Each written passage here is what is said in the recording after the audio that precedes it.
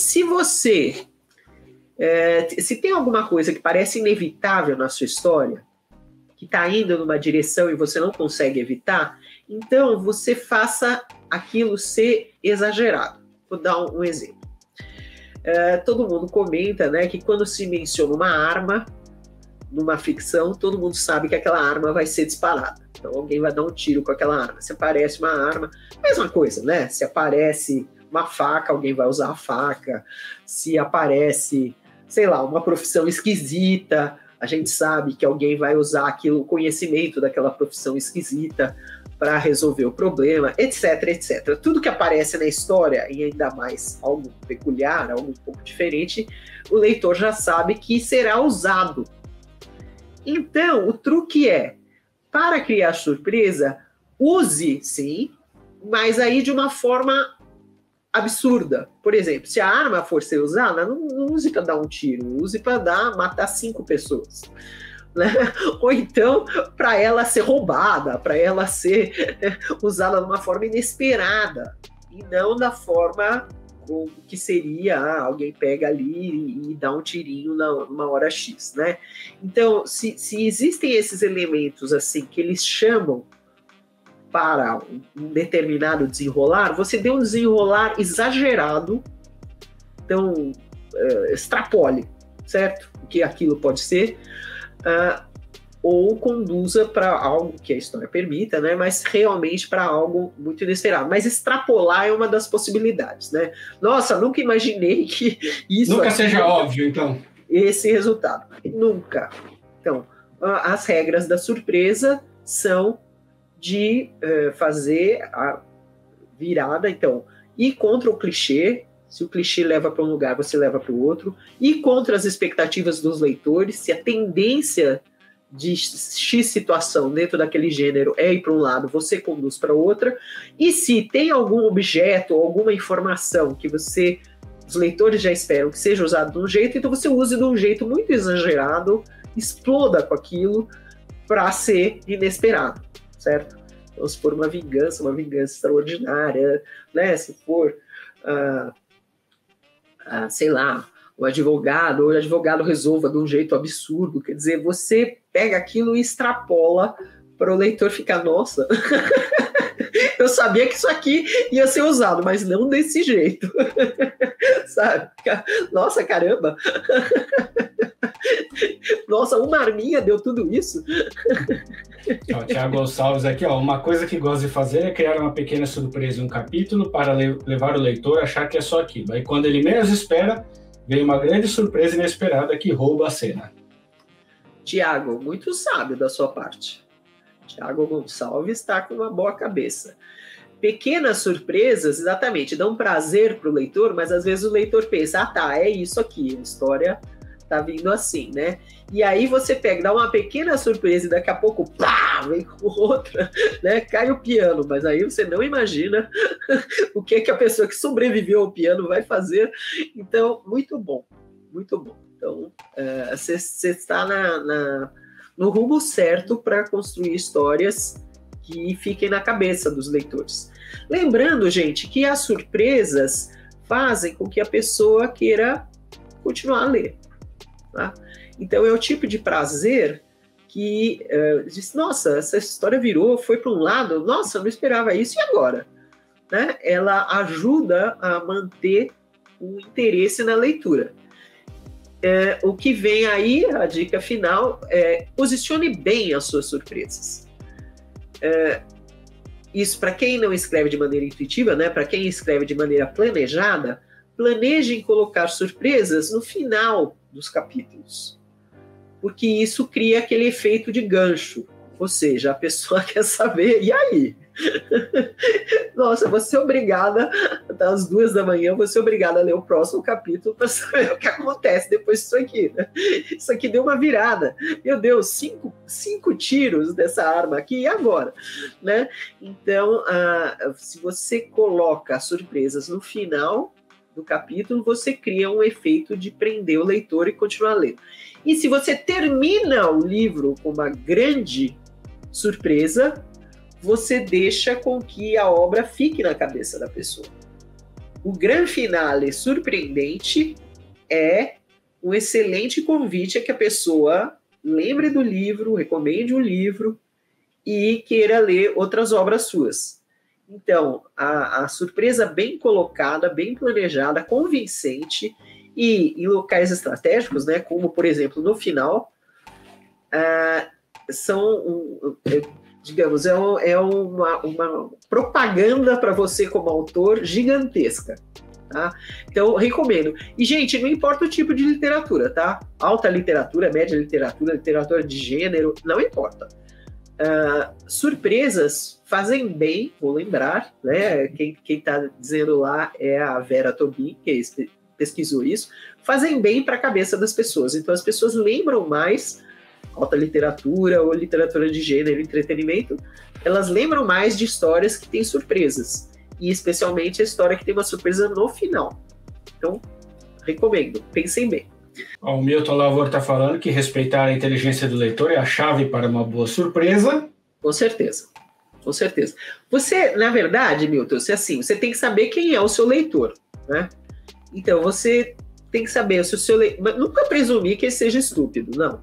Mas é bom você saber que conhecimento, em geral, tem ou não, qual a idade, qual a expectativa, para você justamente brincar com isso, né?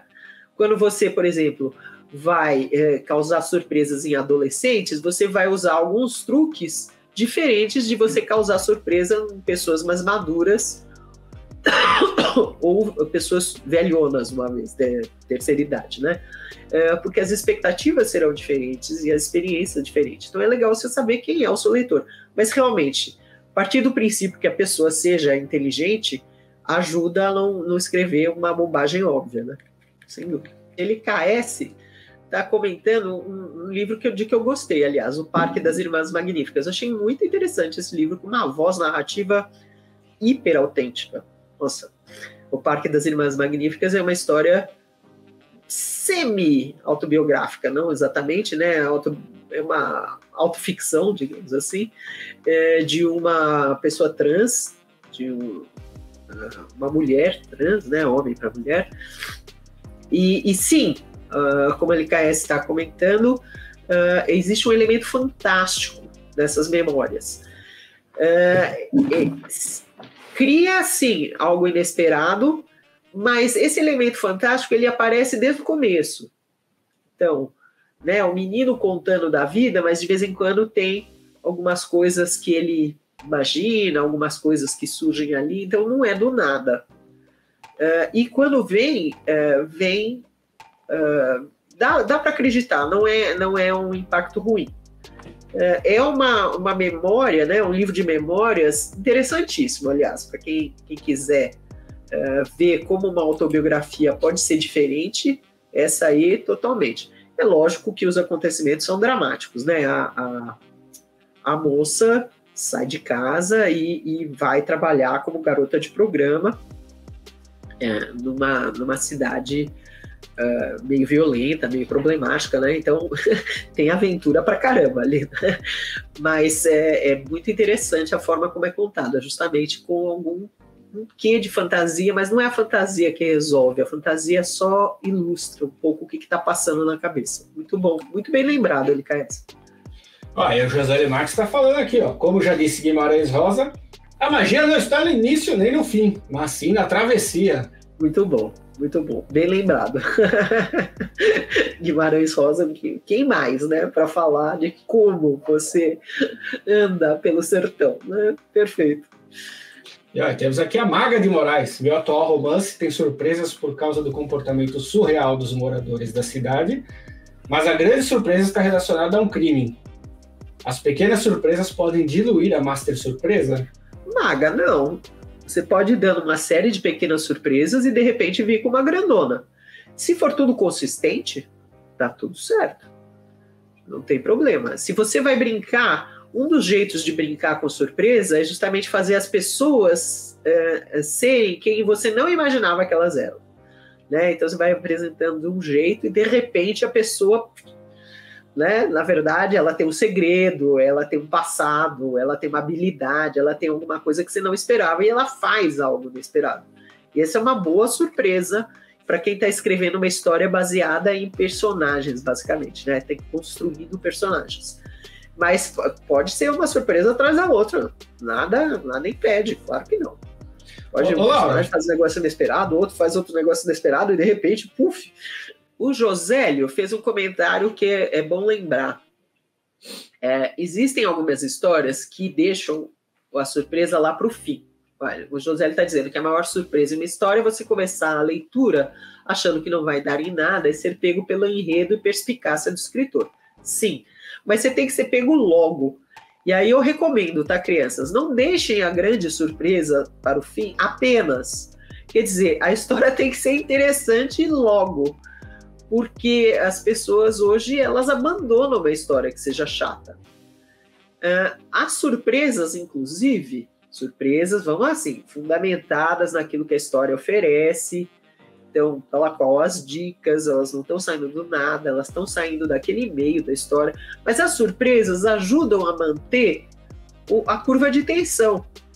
Vamos lembrar que uma das piores coisas que tem é aquele platô. Né? Então, você tem um começo interessante, aí vem um platô e que nada acontece. Ficam andando para lá e para cá, trocando cartas, telefonemas ou sei lá o quê, mas nada acontece. Entra, sai de carro, blá, blá, blá. Então, surpresas evitam que você tenha esse platô chato, assim, que as coisas aconteçam até o final super surpreendente que você deve imaginar, certo? Então, sim, pegue o interesse do leitor logo no começo. O Samuel está falando aqui. Acho que o problema de uma grande obra deve ser manter o mesmo patamar ou se elevar. Se você está no topo, cair é mais fácil. Então, quanto mais alto, maior a chance de não corresponder à expectativa. Samuel, é verdade. Mas se você aprende os truques de surpreender o leitor, eu acho que pelo menos uma história interessante você entrega. Tudo bem que a gente não tem controle sobre o quanto uma história vai fazer sucesso ou não. Mesmo escritores de muito sucesso têm isso, né? Algumas histórias pegam mais e outras pegam menos. Eu mesmo li, né? Eu vivo falando da J.K. Rowling, da série que ela está criando, como o Robert Galbraith, né? Eu li um dos últimos dela, e aqui, por exemplo, eu acho que está justamente o que você está falando. Quer dizer, uma pessoa de muito sucesso já, que está com a segunda série de sucesso, né? Como o Robert Galbraith, ela está vendendo muito bem. São best-sellers, mas esse livro, que em português chama Coração de Nanquim, eu achei, enorme. Esse daí fica a dica, pode servir de arma para você matar alguém. Achei muito grande, ele tem mais de 1000 páginas, e sinceramente eu achei, J.K. Rowling, né, vamos reduzir um pouco? Não precisa isso tudo, né? E justamente ela sabe fazer um monte de coisas, ela sabe manter a atenção, ela sabe criar personagens, mas ela botou tanto personagens nessa história que no final eu já tava assim, ai meu Deus, tem muita gente aí. É uma investigação de assassinato, tem um serial killer e tal, mas, tem tanto personagem, tanto possível assassino, que tem uma hora que você fica assim, cansei. Sei lá, não sei quem é, mas também... Entregou a Deus. Sei lá quem é. Vou ler até o fim só para ver quem é, mas não estou mais ligando tanto. Não estou tentando descobrir mais, porque é muita gente, muita coisa, muito vai e vem, encheu meus pitulacos, sabe? Então você tem razão, às vezes a pessoa não sabe manter o nível. Eu acho assim, ela é muito competente para algumas coisas, mas aí extrapolou minha paciência, eu não sei se eu vou ler o próximo, não. Acho que não. Olá, escritor, aqui é o Sidney Guerra e eu sou o cara que vai fazer o seu próximo livro. Vou fazer a capa, a diagramação, a revisão, a impressão, vou entregar o livro pronto para você. Para saber mais, dá uma olhada aqui embaixo na descrição desse vídeo.